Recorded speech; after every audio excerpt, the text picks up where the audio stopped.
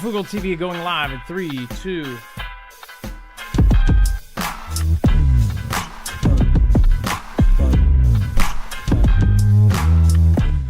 All right, what is going on, guys? It is Adam, a.k.a. Marf, and this is Marfoogle TV. We've got a lot to get into, so let's get right into it. The IRGC claims to have attacked Dubai Oracle data center, U.S. fighter jets at Jordan's Al-Azhar base. Additional attacks on Thursday, including attacks on U.S. diplomatic facility near Baghdad airport and an Amazon cloud computing center in Bahrain. Now, if you remember, we talked about their warning. They said they actually gave civilians a warning. Iran said that if you work at Amazon, Dell, HP, friggin' every other company that you can think of tech-wise, that to stay 1 kilometer away from it at 9:30 in the morning. They gave a very specific time. Well, 9:30 came and they didn't do anything. As we thought, this was an Iran threat. Well, they did end up hitting places in the Middle East. In fact, they hit that huge Oracle data center. And who knows, like how connected this place. Oracle has a ton of stuff in the Middle East and specifically in this area. Who knows if there's something that this connects to that's very important? We don't know. Do they have information from China or Russia that this place would end up taking out certain capabilities? I don't know. Attacked Oracle's data center in Dubai on Thursday, according to state media. Dubai's media office, however, denied this claim later that day. So Dubai is actually saying that it never happened. But what do you think the truth is? We're going to talk about this and much, much more on today's episode of Marfoogle TV. Stick around. We will be right back right after this.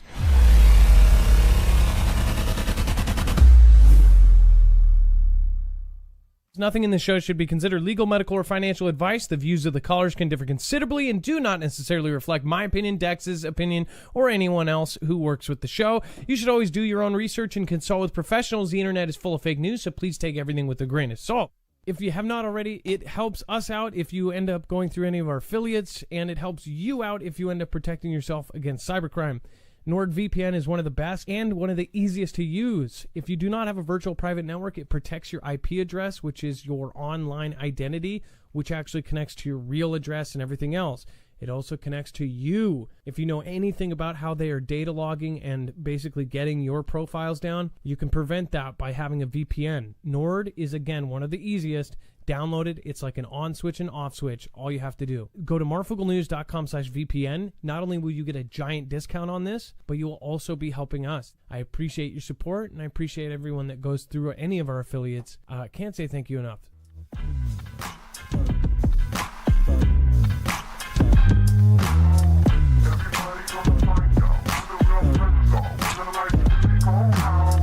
Everybody gonna find out who the real friends are when the lights really go out.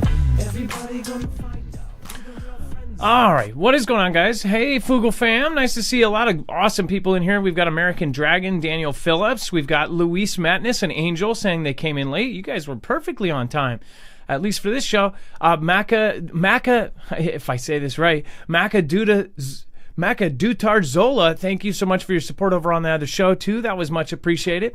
PA Lead Singer, thank you so much. Funny Doers International members, Salty Cajun, Angela Perfelli, John Baldwin, thank you. And, of course, our awesome mod, Bobby Sue, thank you so much. Speaking of awesome mods and co-hosts / internet brother, Dex James, what is going on and how are you doing today? Hello, Adam, and hello, Foogle fam. I'm doing just fine. All right, so let's talk about the next piece here, which is, of course, the launches of the execution campaign. Wow. So, yeah, apparently Iran has launched a brutal spree targeting the opponents of its rulers as the rogue nation has vowed to crush any response from the latest threats from the U.S., specifically going after Trump's speech last night.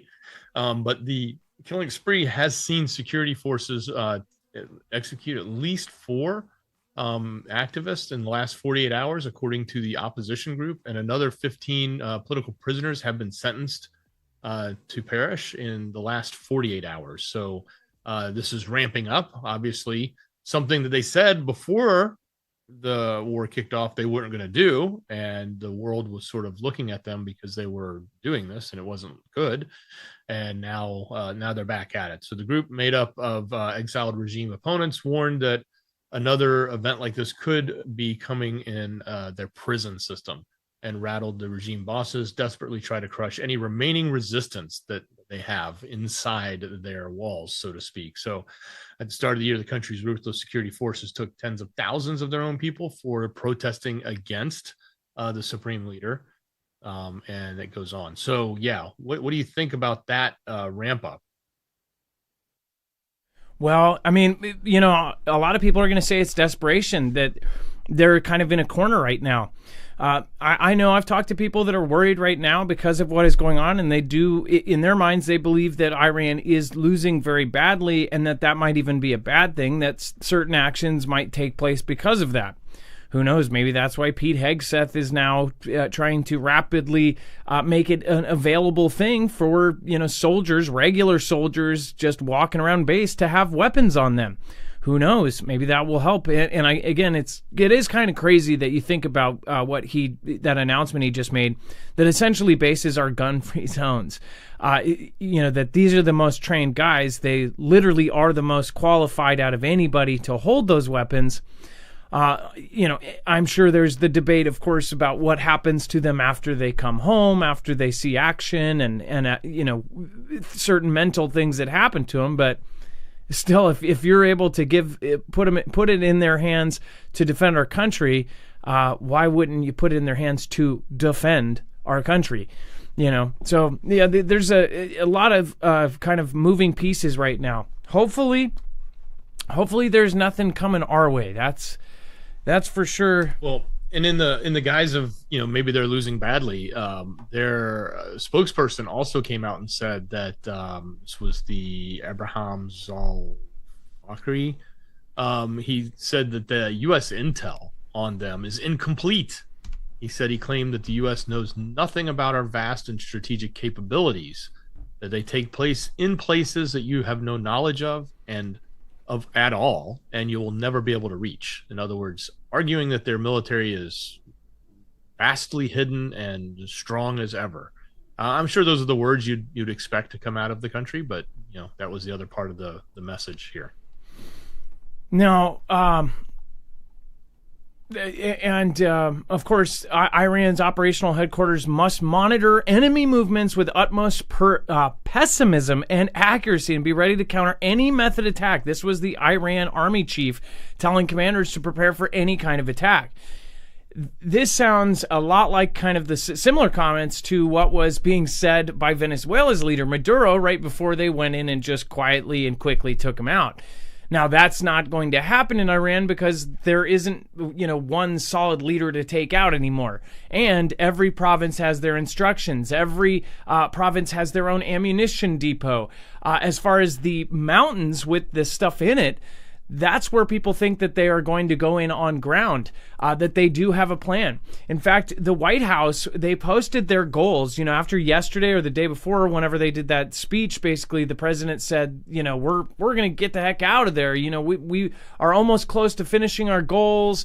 You know, 2 or 3 weeks has been the estimate that everybody's thrown around there, that after that we're done. I don't personally believe that. I believe that they made our allies, and they did a thorough theatrical job of making our allies know that we're willing to back out, and same day even saying, you know what, we might even pull out of NATO too, which scares the hell out of NATO allies because we are the protector of everyone. Like, our military is the military. And I think it's working. And that's what we're going to talk about here today too, because like, what is going on? So when you see from Iran's side, they're essentially saying, you know, prepare for any attack. It sounds like they have info, possibly from China or Russia, that something's about to go down.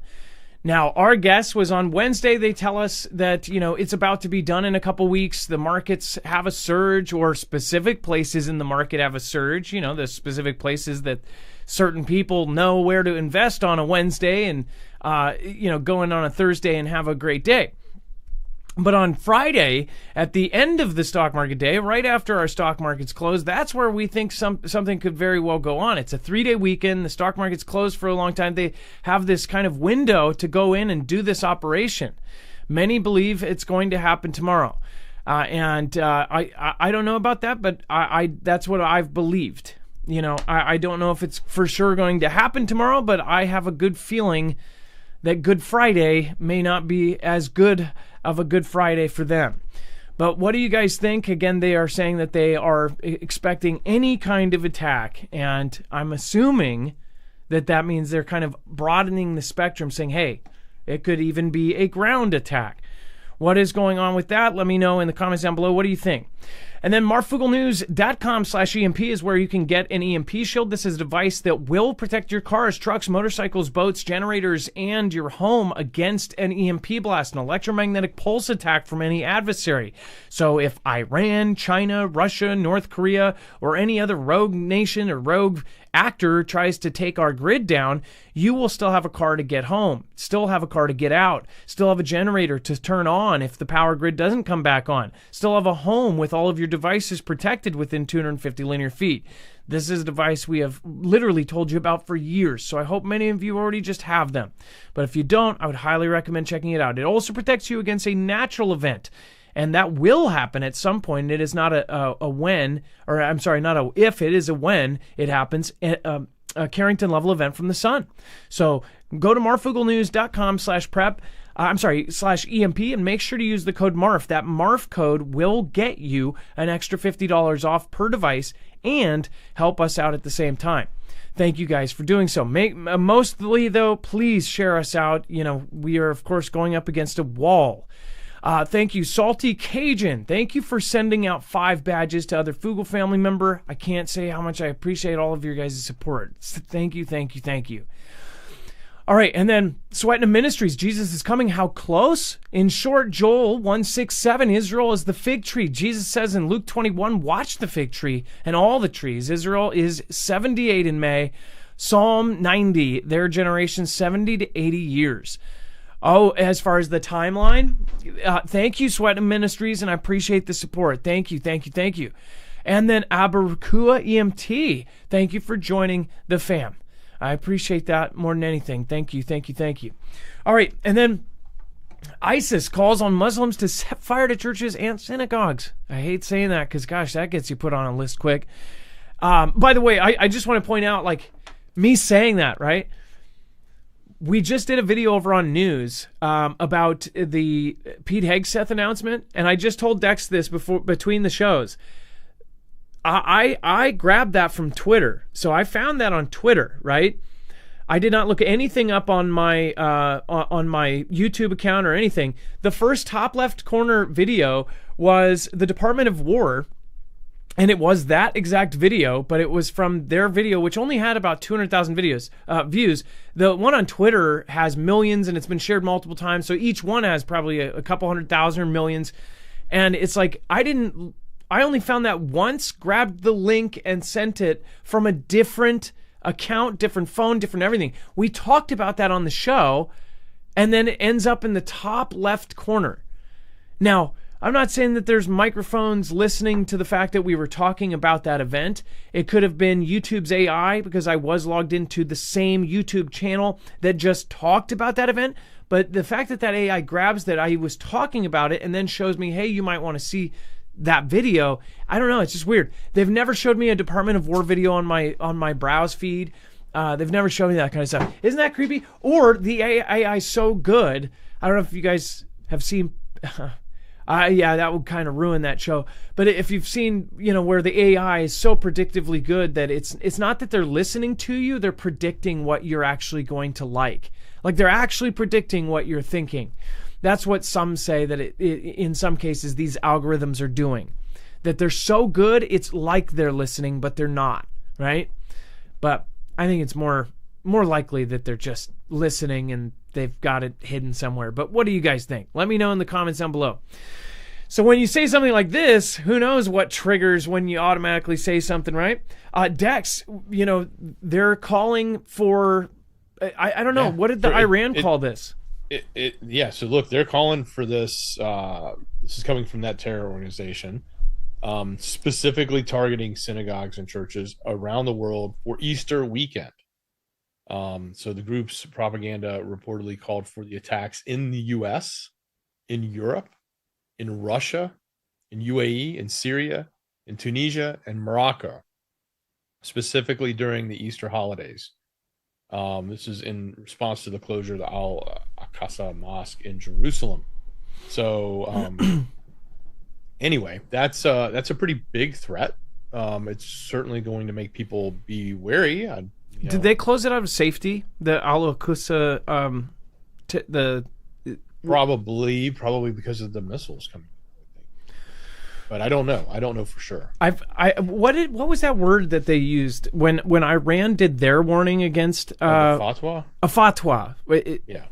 They call it a fatwa. What do they call this? Though. Like it's an announcement. It's a call to arms kind of thing. Yeah. It's a call to arms. Yeah. Yeah. So, we never know how to take this, and this is something that you're not to panic about. But if you do go to church on Sunday, be aware, be ready. Possibly, some people I know are going to have something in their car just in case. I don't know how it is around the country, but most places around here, people don't bring them in. But some do. I know. Isn't there in the Midwest and stuff? Do they have churches where you can bring your weapon in? Is that something? You can conceal carry. You can carry it. Depends on the state. Can you carry it in churches? I've never known that. Depends on the state laws. Huh. I assume that you can't hear just because it's Seattle, but what do you guys think about that? And nobody wants to seem to be hurt. I do remember back in that time where there was like a year where there was event after event after event. It was during the time after 2001, between 2010, we had all of those crazy bang bang events where you had that one church where the guy with a weapon, he ended up stopping a spree and was considered a hero. I say that like everybody's going, oh yeah, that one. I think there's multiple of those kinds of stories out there. But yeah, it's something where you want to pay attention. And I think that most people want to know this kind of information rather than be surprised when somebody shows up on a Saturday or Sunday to their church and does something. Maybe if there's something suspicious that you see, somebody's going into their trunk, grabbing a long black briefcase or something, and normally you wouldn't think anything of it. In fact, you would give yourself crap for thinking anything of it. But maybe this weekend it is something that you need to look out for. So yeah, definitely. In general, though, it's not a national law, but in general, you can carry in the church. Huh. But where I would say you should pay attention to is if your state laws have override the no carry signage. Like I think Tennessee used to do that, and they may still do. I don't know their laws. If this business puts no carry on the door of the business, then you have to abide by it. If you don't, you're breaking the law. In Tennessee, Georgia, park versus carry or whatever. Yeah, but in Georgia, if they put that sign on the door, all they can do is trespass you if they find you. You don't get in trouble for it. So. All right. And then Salty Cajun, every day SHTF doesn't happen is a day to do something, anything to improve your situation when it does happen. Yeah, and Salty Cajun, like I have old friend in town. They moved. In fact, I told you guys about these friends. It's a family friend. It's the mother of one of my very longtime best friends. And her mom is back in town. And this is the family I told you about when everything started going crazy, the housing crisis and everything else. They sold their house here for about $1 million. Like it's not $1 million mansion or anything, but they sold it for $1 million. They went to North Carolina. And she ended up selling her own house, using that money to buy her daughter a house and to move everybody, including the brother and the uncle and everybody over. She basically paid for everybody to uproot their lives and move states because she didn't want to go without her grandkids and her kids and stuff. And she was here. And it's like she has said many times, like, well, you've been saying this stuff has been happening for a long time. It's always been falling apart. Well, that's the thing. The messaging has changed over the years. SHTF is it can be different for everybody. SHTF for a personal person could be that they lose their house or they do, something like that. But as far as the SHTF we're talking about, this is something that is so big that this isn't just like an event. This isn't just like a 2011 tsunami. This isn't a 2001 event. we lose our grid in the entire country, it is going to be an event that none of us are ready for. It doesn't matter how much prepping you've done. Even for those, like, I know there's a lot of like apocalypse minded people that want to see it happen. There's something inside them that craves the chaos, that they want to live in that world. There's a type of freedom that goes along with it. There's a type of mindset that actually a lot of us have. Is part of us, it kind of wants to see what would happen there. And this is not going to be one of those events. This isn't going to be paradise or The Walking Dead or any of that. It's going to be absolute hell. It's going to be the most dangerous situation you've ever been in every single day of your life for as long as you can think, if our grid goes down nationwide. So this is something that a lot of us have been preparing for, and it's something that has been giving signs for years. It's not crazy to prepare. It is actually very, very smart. So Salty Cajun, I love your messaging. I hope that people are just doing a little bit at a time, because it could, hopefully it does not happen later this year like I believe it will. But for the last 5-6 years, I knew that this time frame, 2027, is when they said the war with China would happen, and we're right there. Now they're telling us, oh, now we think it's going to be 2028. It's like, either way, if it's 2030, that's a war that's going to change all of our minds about what we think war is. A war with China, which will happen. There's no pushing China down unless there's a physical altercation. This is somebody who's about to pass us, or they're going to be tailing us the entire time, trying to, take out our tire. This is something that's not going to stop unless some sort of miracle happens. So I hope that people are preparing, whether it's a year down the road or 5 years down the road. It's going to happen.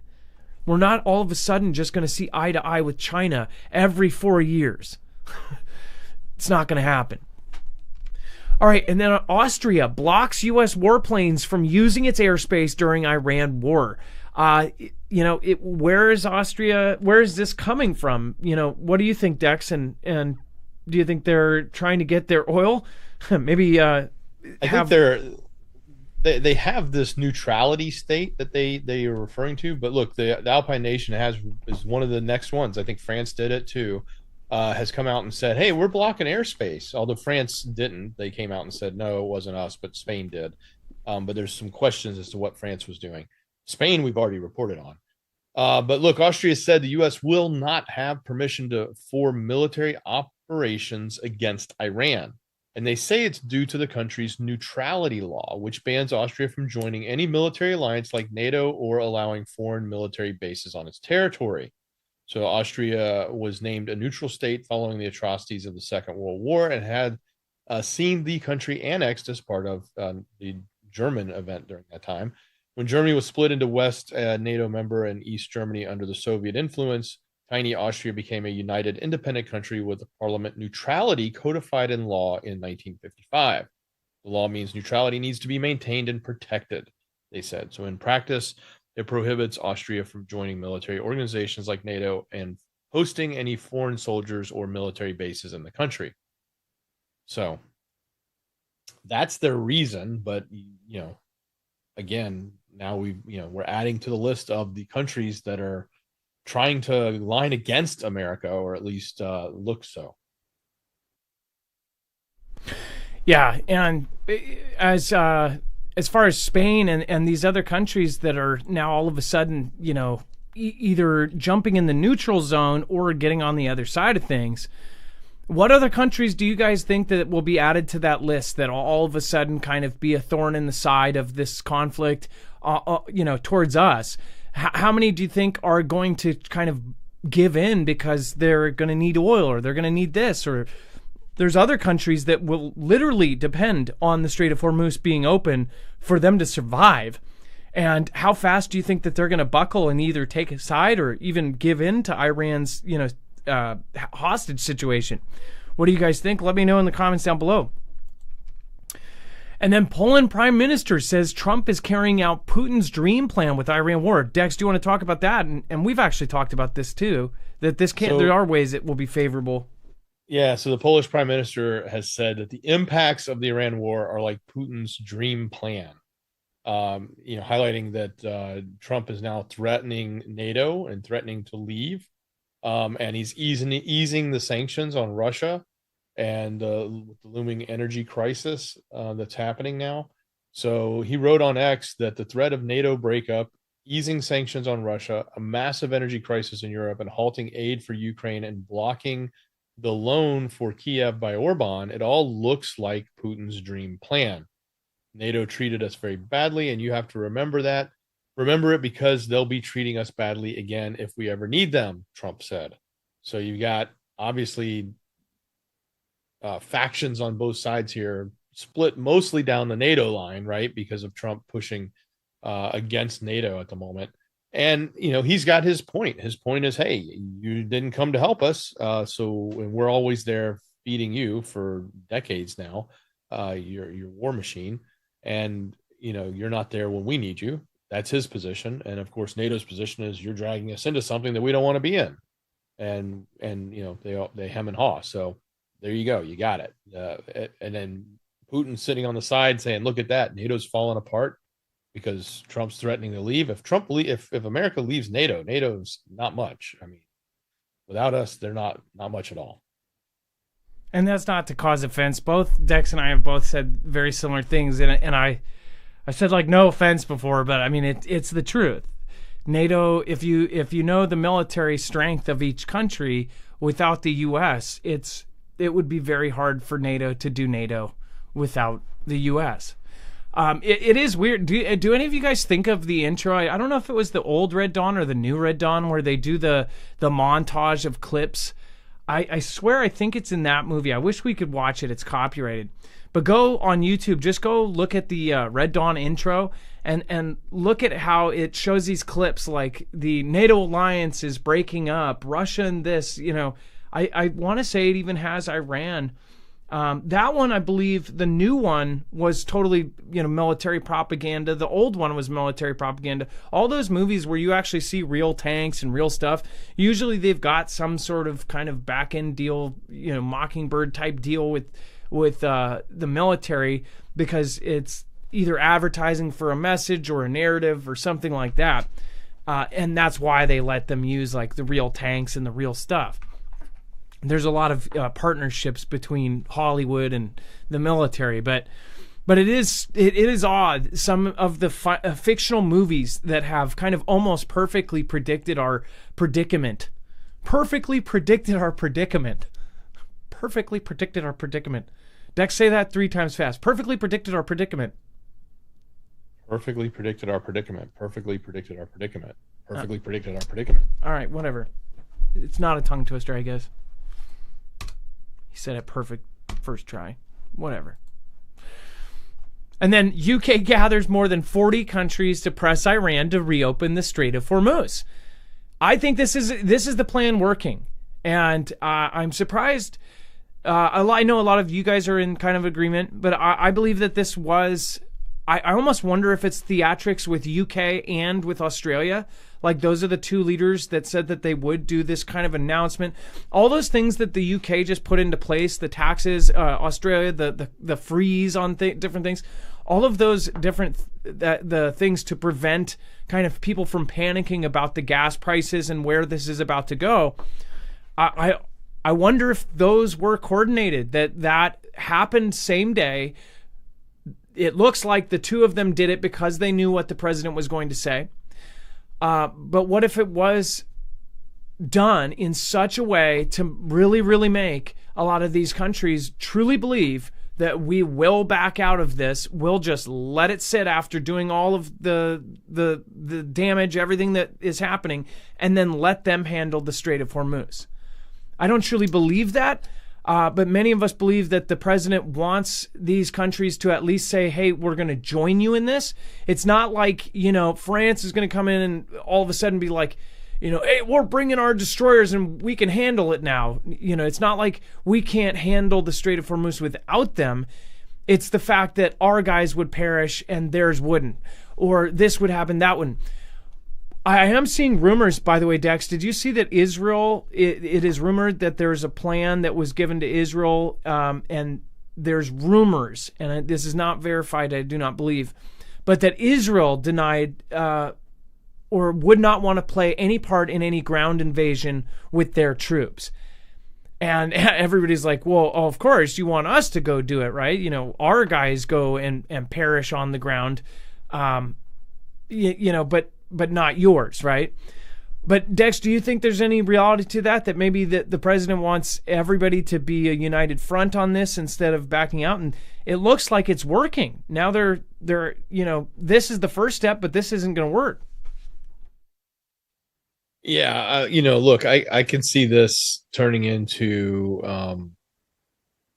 what I could see happening here really is like Europe gets together, they go beg Iran to open up the strait and end up paying Iran money, kind of like, Obama sending a jet full of cash, and that's how they get the strait open. And they're going to end up just paying like those high toll tax prices to get it through, and they'll think it's a great thing, and Iran will be flush with cash and continue their nonsense and rebuilding. It'll just take them many years to get back. But you know what would immediately happen? Then we would literally go right back in. Do you know what I mean? If all of a sudden they have now a huge influx of cash, and I see what you mean. That would make sense too. You say that, but they negotiate it instead of 2 million to 1 million or something. Yeah, but if our president's not here in 3 years from now, right? Then what? Like, we haven't had a president willing to do this until today, or until last month. And there's a reason for that, right? Everybody knows there's a reason why we didn't just take out Iran at different points. Since 1979, and 1979 was something that, didn't we help in 1979 to try to rearrange the order of things in Iran?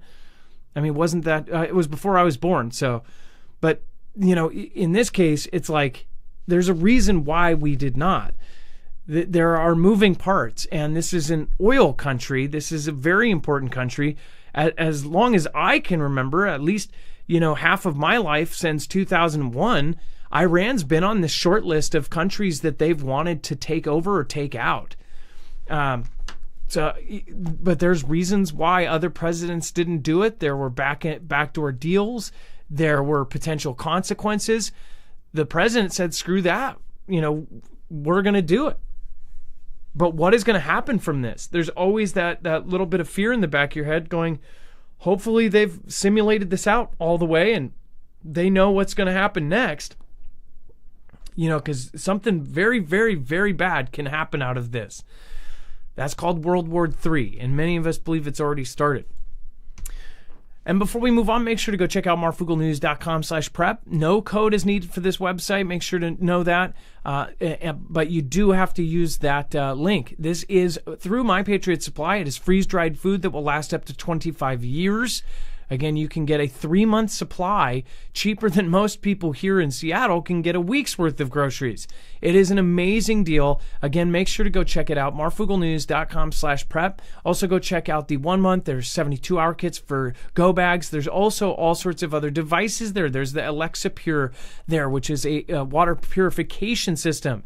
Very fast one, very fast, efficient, takes out 99.9% of all of the contaminants, oil, pharmaceuticals in your water, lead, any kind of other stuff that is going to take that out of there. Some folks use this just for their normal tap water. Again, during normal times. So again, during an emergency, very, very, very crucial to have something like this. marfooglenews.com/prep. All right. And, yeah, it's just one thing after another. China is building another massive military base in the South China Sea.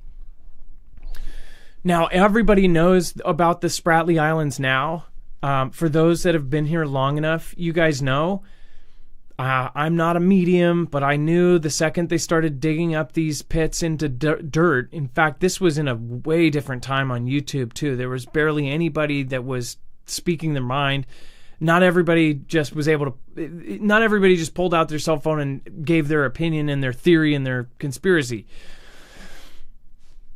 There was even one reporter ended up calling me and wanted to make like a funny piece about how stupid I was, and they didn't say it out front. They said about 3 different people on the internet. They were making this thing about how crazy it was that they thought that they were making a base, and that it went in this general theme of like, how these crazy theories end up convincing people, right?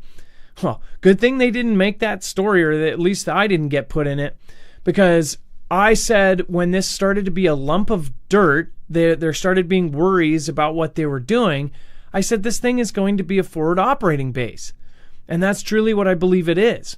It is closer to us than not. It's not the midway point, you would say, but it is a place where they can refuel. They can, of course, have supplies, stocks. When this started getting built, then you started seeing runways. Then you started seeing SAMs, anti-air missiles and things like this. And it's just crazy because they came up with this system to basically dredge the sand from the bottom of the ocean in these shallower areas. They could literally just take a just tiny, tiny spot of dirt that is popping up from the water and turn it into a full-on base or a city. People live on these islands now. There is housing, residential. There is military bases. There's barracks.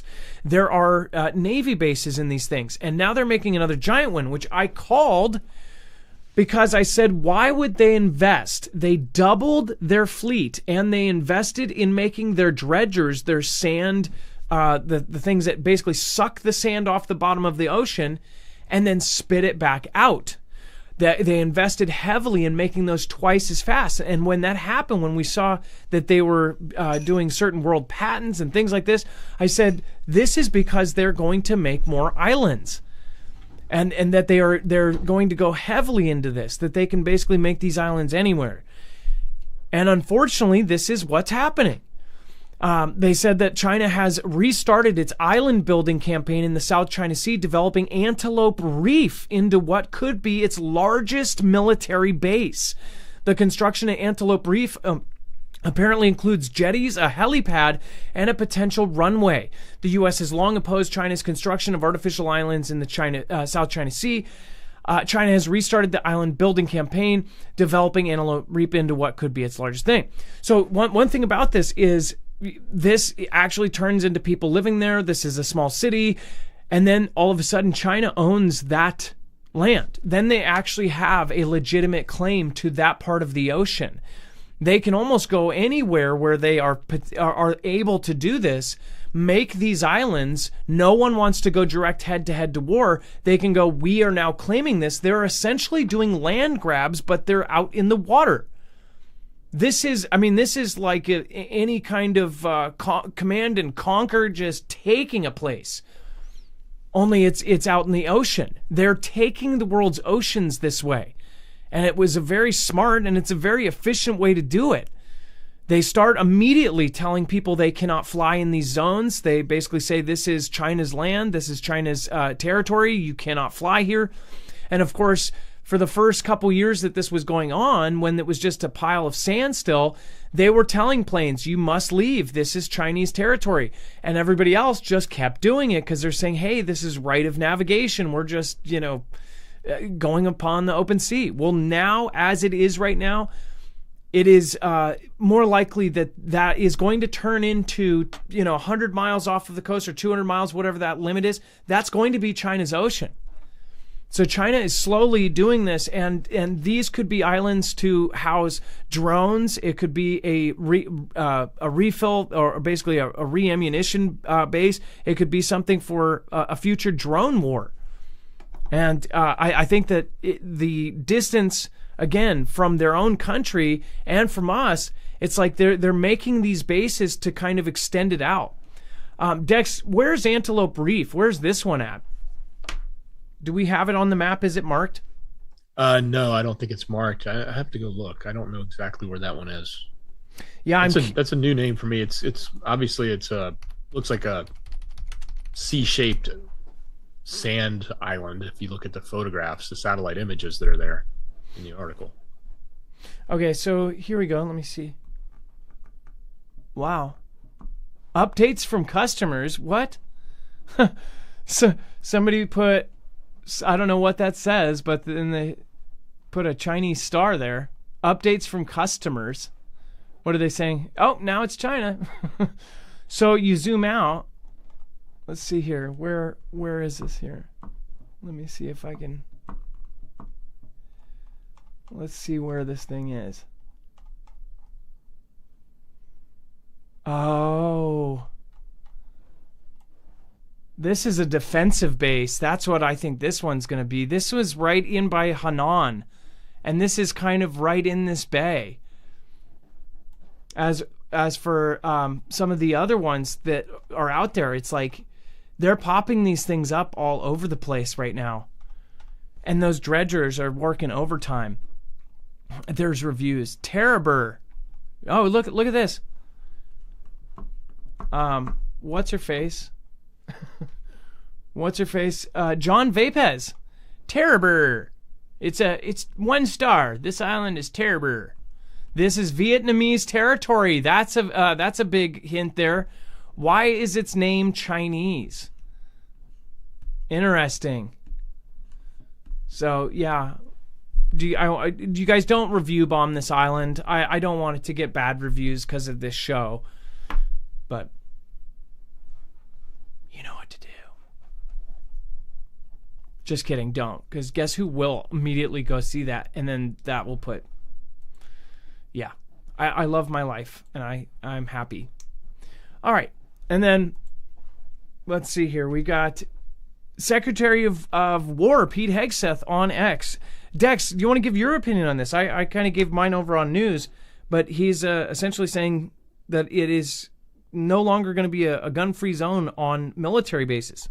Well, yeah, I mean, like right now, the only people who are armed are the guards at the gate, right? And anybody that's in the police, the MP, I guess, unless there is an event going down in which they arm everyone, which, rarely ever happens in America because there's never anything on our land.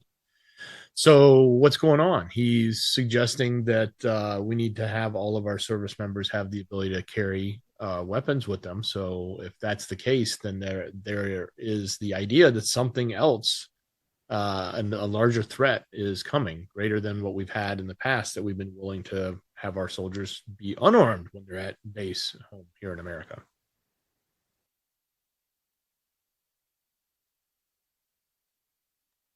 So the question is, like, what are they going to, what are they going to arm them with? Are they going to just leave it to be that they can arm themselves, or are they going to give them arms? What do you think, Adam? Well, he says that they can file a request to carry their own. So you might have if you have a concealed weapons permit, you could basically file a request and possibly be able to carry it onto base. These are some of the most trained people to have weapons, right? And I'm sure most of them aren't, PTSD vets. I don't know how many, what the percentage is of the guys that are on base that have seen a lot of action that might have some sort of depression or bad PTSD or something like that. But most of these guys are heavily trained, ready to go. They're the same people we depend on to go protect our country. Why do we only depend on them to protect our country somewhere else? I do understand that, but like personal protection, if somebody walks in with a weapon to our bases, why would this be the place where it's like shooting fish in a barrel? You know what I mean? I actually, I agree with this, but I bet you this is possibly going to backfire when somebody either gets paid or there's some sort of psyop that, one of the guys goes nuts and takes out 20 people, then it's going to look that the media is going to go after Pete Hegseth and say this was a dumb idea. And those kind of ops could be done even by, some sort of op that's done by China or somewhere else, that they pay a soldier, the soldiers' families are taken care of or something, or they blackmail them into doing something like this. These kind of crazy ops could happen, and then it will look bad on Pete Hegseth. But in general, I also wonder, are they worried about all of these properties that are bought right across the street from the frickin' bases? Are they actually arming more people in the bases, and this is a good cover for that? that now all of a sudden, instead of just the MPs or the guard gates, that you're now going to have all over the base people with weapons. I talked about over on news, there were those guys that just literally strolled in. I forget which base. I know they just had something at Camp Pendleton too, or there was Fort Stewart, there's Pensacola, there's Holloman Air Force Base, all these different things where people just walked in and walked right out with stuff, and it's like, how, right? You know, how can a civilian dressed like me with a hoodie just like walk in and grab a $30,000 drone? 4 of them. That seems crazy to me. And what else could they have grabbed? Could they have gone? How did they get that? If they could get that, could they get a rocket launcher or a man-pad system? You know, it seems to me like that's kind of crazy. If they did go in there with a weapon, could they hold somebody up?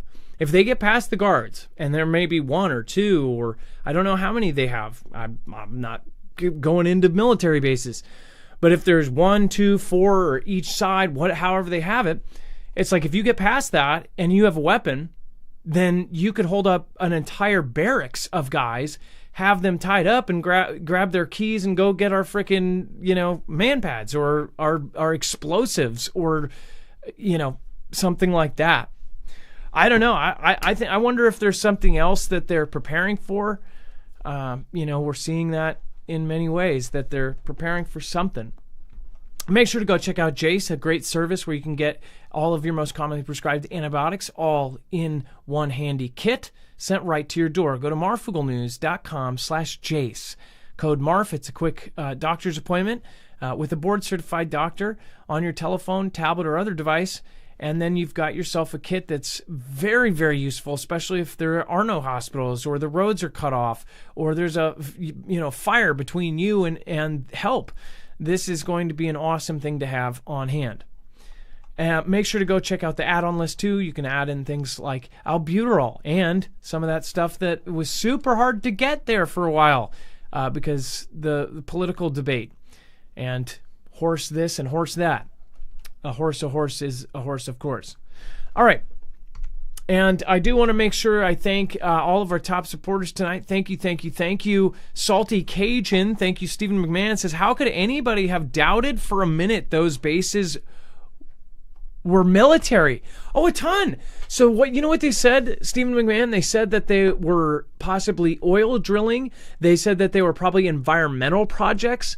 And no, and by they, we found out, this was back then, that I don't want to say which paper, but I want to say it was like one of the big ones, like NYT kind of big, but I don't want to say a specific one.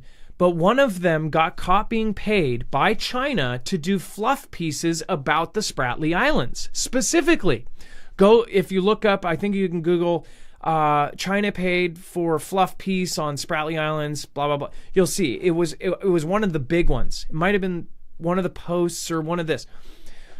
But essentially, they were curating the narrative with a whole lot of money. They were bribing the right people to say, no, it's not a base. It's not this. You're silly. Of course it was. Like, and here's the thing. At that time, we didn't have a frame of reference of a country just going in, digging up dirt and making a piece of land. So that is added in there. But I mean, I thought it was common sense back then. I mean, you're digging up dirt and you're starting to make a flat piece of land. And then I looked at the location and I'm like, well, it's kind of, these places are closer than not. And then you look at their what they wanted, who they were arguing with at the time, the Philippines, these guys, this guy. It's like they wanted that chunk of the ocean. Well, what a better way to do that than to snag that land? All of a sudden, you've got yourself a claim to that actual ocean, and whatever hundreds of miles outside of that will be your, ADIS or your territorial waters. So it was very smart. But yeah, a lot of people back then said it was the opposite, which is nuts. All right, and I bet you it was all China and a lot of money. All right, thank you so much, of course, to Bones Sakor. Thank you, says hi, everyone, and much love. Again, just celebrated 8 months. Aberkua EMT, again, thank you for joining as a Fugel fan member. Sweatin' Ministries, Salty Cajun, thank you so much for sending out 5 badges. I appreciate that. Thank you, thank you, thank you. Sweatin' Ministries is number 1 top fan tonight. Salty Cajun, number 2. Stephen McMahon, number 3. Mike, Doctor Who. Thank you guys. I appreciate you. Thank our wonderful mods by going over to marfooglenews.com. Again, you can go to MARFOOGLE, and you can find the Friends page. It is an awesome, awesome reference. You have every single article, tweet, video, picture, document that we have here, right down below in the website that is listed right in our description. And then go click Friends and go check out all of our awesome peeps over there as well. You also have Friends of Marf creators. You have all sorts of great creators down there as well to go check out. Thank you, Dex, for your service. I appreciate you tonight. Much love. Great job, brother. I will not be doing a shout trip tonight, but tomorrow is Friday. We also, I wanted to make a quick announcement, which are we absolutely sure, Dex, we can do that thing that we talked about before the show? No.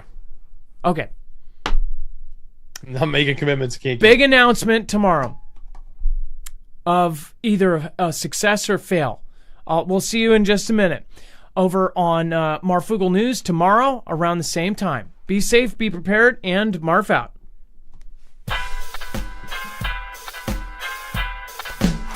We go out, everybody go out. Who the real friends are when the lights really go out. Everybody gonna find out who the real friends are when the lights really go out. Everybody gonna find out who the real friends are when the lights really go out. Everybody gonna find out who the real friends are when the lights really go out.